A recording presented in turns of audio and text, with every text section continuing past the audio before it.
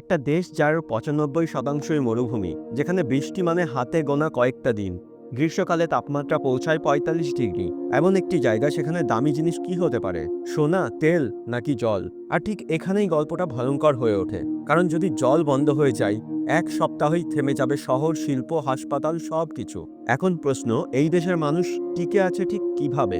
উত্তরটা শুনলে আপনি থমকে যাবেন।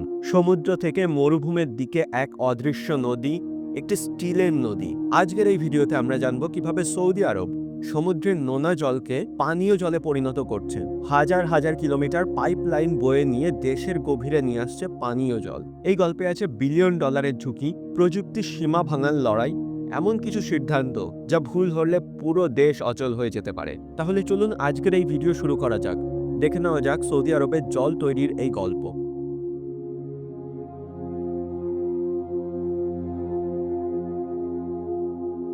সৌদি আরবের নিচে আছে ট্রিলিয়ন ডলারের তেল, কিন্তু আকাশ থেকে নামে না জল। বার্ষিক গড় বৃষ্টিপাত ১০০ মিলিমিটারেরও কম। তুলনা করলে ভারতের বহু জায়গায় যেটা ২০০০ মিলিমিটার ছাড়িয়ে যায়। মানুষের সংখ্যা দিনে দিনে বাড়ছে, শহর বাড়ছে, শিল্প বাড়ছে, কিন্তু জল প্রাকৃতিকভাবেই প্রায় নেই। এখানেই তৈরি হয় এক ভয়ঙ্কর সমীকরণ। জনসংখ্যা বাড়ছে কিন্তু জল নেই, যা তৈরি করে সৌদি আরবের জন্য একটি ভবিষ্যৎ সংকট। আর এই সংকট থেকেই জন্ম নেয় এক অভাবনীয় পরিকল্পনা। সমাধান কোথায়? কাছাকাছি প্রচুর জল আছে সমুদ্রে, কিন্তু সেই জল নোনা জল। সৌদি আরবের দুদিকে বিশাল জলরাশি, একদিকে রেড সি, অন্যদিকে পার্সিয়ান গালফ। সমুদ্রের জল কোনোদিন শেষ হবে না, কিন্তু সমস্যা একটাই, এই জল নোনা জল। নোনা জল খেলে মানুষ বাঁচে না, ফসল হয় না। তাহলে কিভাবে সমুদ্রের এই জল সৌদি আরবের লাইফ লাইন করা যায়? এখানেই ঢুকে পড়ে প্রযুক্তি, যাকে অনেকে বলেন মানব সভ্যতার সবথেকে শক্তিশালী আর খরচা করা একটি প্রক্রিয়া। প্রক্রিয়াটা সংক্ষেপে এমন: সমুদ্রের জল টানা একটি বিশাল পাইপ দিয়ে ছাঁকনিতে করে রাসায়নিক শোধনাগারে পাঠানো হয়, আর তারপর রিভার্স অসমোসিস, এখানে সমুদ্রের জলকে ঝিল্লির ভেতর দিয়ে চালন করা হয়। এমন সূক্ষ্ম ঝিল্লি যা মানুষের চুলের থেকেও হাজার গুণ ছোট। আর এই চুল্লির ভেতরে জল চালন করার সময় আপনার গাড়ির টায়ারের প্রায় ৬০ গুণ চাপ দিয়ে এই জল থেকে লবণ আলাদা করা হয়।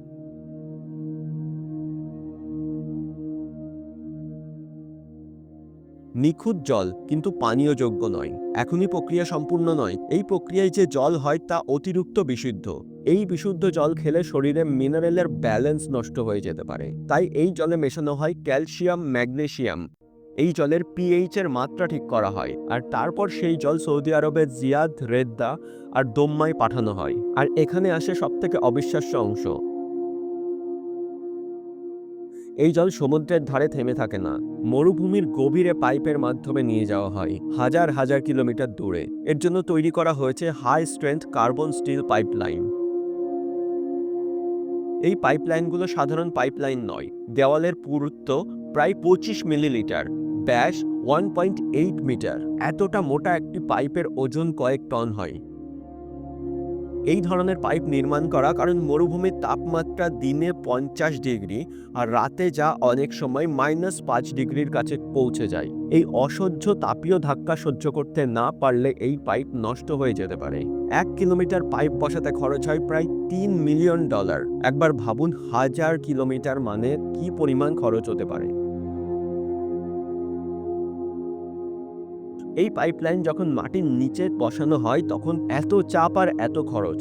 তারপরেও যদি এই পাইপলাইনের কোথাও সামান্য ফেটে যায় বা ভেঙে যায়, একটা ছোট্ট ভুলে পুরো একটি শহরের জল ব্যবস্থা পুরোপুরি বন্ধ হয়ে যাবে। তাই প্রতিটা ওয়েট চেক করে আল্ট্রাসোনোগ্রাফি স্ক্যানারের মাধ্যমে সেটা মরুভূমি কেটে ভেতরে বসানো হচ্ছে।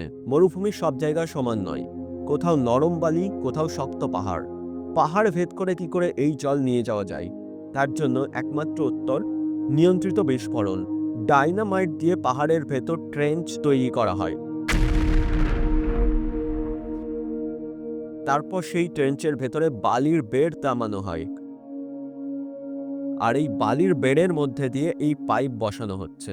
একদিনে গড়ে ১ থেকে ১.৫ কিলোমিটার পাইপ বসানোর কাজ করছে সৌদি আরব আজকের দিনে।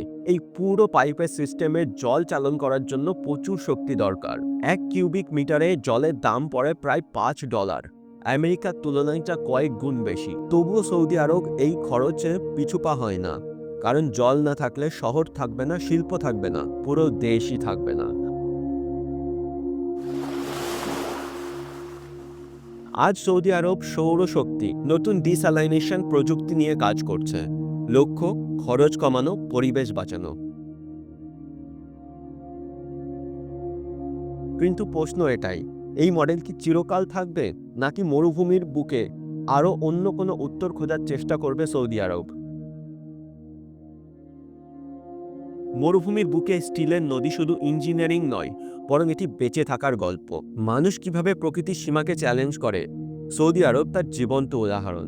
এই ভিডিও যদি আপনার ভালো লাগে, আপনি দেখে নিতে পারেন এমন এক শহর যার মাটির নিচে লুকিয়ে আছে ইতিহাস, থরে থরে সাজানো কঙ্কাল। দেখে নিতে পারেন এই ভিডিওটি, যেখানে আমরা আলোচনা করেছি প্যারিসের নিচে লুকিয়ে থাকা গোপন মৃত্যুপুরী। এই ভিডিও সম্পর্কে আপনার মতামত অবশ্যই কমেন্টে জানান। আমাদের এই ভিডিও ভালো লাগলে আমাদের এই চ্যানেল আগামীতে অবশ্যই সাবস্ক্রাইব করুন।